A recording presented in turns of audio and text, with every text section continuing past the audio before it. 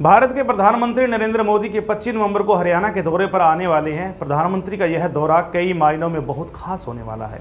इस दौरे में जहां प्रधानमंत्री गुरु तेग बहादुर के 350वें सालाना शहीदी दिवस में शामिल होंगे, वहीं प्रधानमंत्री गीता जयंती कार्यक्रमों में भी शिरकत करेंगे।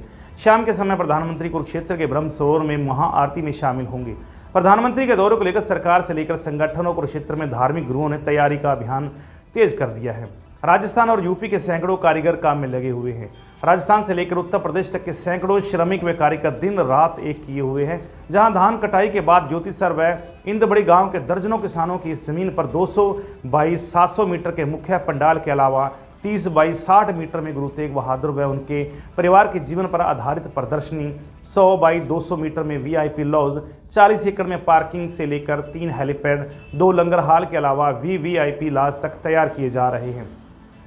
मुख्य पंडाल में ही 10 फीट ऊंचे स्टेज पर गुरु ग्रंथ साहिब सजाया जाएगा। मुख्य मंच के एक और प्रदेश भर के मंत्री व अन्य वीआईपी बैठने के लिए मंच बनाया जाएगा और वहीं दूसरी ओर HSGMC के सभी 49 सदस्यों के लिए मंच तैयार किया जाएगा। यहां अन्य सिख नेता व वीआईपी बैठ सकते हैं। सभी तैयारियां पीएमओ के निर्देश अनुसार हो रही हैं।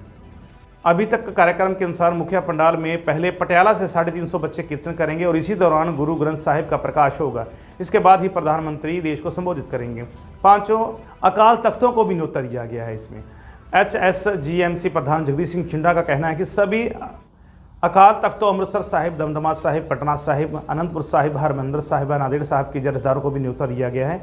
कमेटी के प्रशासन के साथ लगातार बैठकें चल रही है, तो मंगलवार को भी आयोजन स्थल पर डीसी व एसपी के साथ जायजा लिया था। वाहनों की आवाजाही नेशनल हाईवे 152D की ओर रखी जाएगी और यहां पहुंचते ही इंदबड़ी की ओर पार्किंग होगी। पार्किंग के साथ ही प्रवेश द्वार होगा। इसके बाद संगत विशेष तौर पर तैयार की जा रही वाटर बॉडी से गुजरते हुए समागम स्थल पर प्रवेश करेगी। इसी समागम स्थल के दोनों ओर लंगर हाल होंगे। वहीं समागम के मुख्य पंडाल के करीब 150 मीटर दूरी पर ही 3 हेलीपैड का निर्माण भी शुरू कर दिया गया है। इन हेलीपैड के मुख्य पंडाल पेहोवा रोड और ज्योतिसर गांव की सड़क से भी जोड़ा जाएगा। इसके लिए तीनों ओर सड़क तैयार की जाएगी। यही नहीं, इंदबड़ी जाने वाली सड़क से लेकर मुख्य पंडाल तक भी एक सड़क तैयार की जा रही है। मुख्य पंडाल के साथ ही 30 बाई 60 मीटर एरिया में प्रदर्शनी तैयार की जा रही है, जिसका 50% से ज़्यादा कार्य पूरा किया जा चुका है।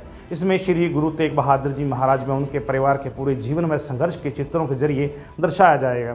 यही नहीं, पंजाबी, हिंदी और अंग्रेजी में पूरा विवरण में दर्ज भी होगा। धान कटाई के कार्यक्रम के लिए प्रशासन ने यह जमीन किराए पर ली है, जिसकी एवज में 61,000 रुपये प्रति एकड़ दिया जाना तय किया गया है। बताया जा रहा है कि 25 नवंबर से पहले किसानों को तय रकम जारी कर दी जाएगी। ऐसे में जहां किसानों के बल्ले बल्ले है, वहां वे चिंता में भी डूबे दिखाई देने लगे हैं। किसानों का कहना है कि वे कार्यक्रम के बाद दूसरी फसल कर पाएंगे, जिससे दोहरा फायदा होगा, लेकिन दोबारा से खेत को उसी रूप में तैयार करना किसी बड़ी चुनौती से कम नहीं होगा।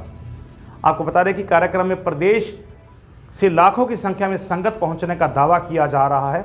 ऐसे में कोई बेअदबी ना हो, इसके लिए सरकार की ओर से करीब 1200 सिख सुरक्षाकर्मी तैनात किए जाएंगे। यही नहीं, HSGMC की ओर से भी करीब 500 कर्मियों को तैनात किया जाएगा। ये सभी कर्मी मुख्य पंडाल के अलावा जोड़ा घर व पार्किंग एरिया में तैनात रहेंगे। कार्यक्रम की तैयारियों के चलते करीब 170 एकड़ खेत मैदान के रूप में दिखाई देने लगे हैं। दर्जनों मशीनों के जरिए इन्हें समतल किया जा रहा है। यहाँ तक कि बिजली की लाइनें भी हटाई जा रही हैं। करीब 40 बिजली के खंभे भी शिफ्ट किए जाने का कार्य किया जाने लगा है। यही नहीं, कई एकड़ खेत में खड़ी गन्ने की फसल की कटाई करने की भी चर्चा की जाने लगी है। इस मौके पर मौजूदा किसानों ने बताया कि पहले यह कार्यक्रम 145 एकड़ तक करना था, लेकिन बाद में विस्तार किया गया। अब कुछ एकड़ गन्ने की फसल की भी कटाई की तैयारी है। इसी के आसपास ही हेलीपैड बनाए जाने हैं। किसानों का कहना है कि खेतों की सीमा भी खत्म हो चुकी है। फिलहाल यह कोई नहीं बता पाएगा कि किसका खेत कहाँ है। ऐसे में बाद में चिन्हित करना भी आसान नहीं होगा।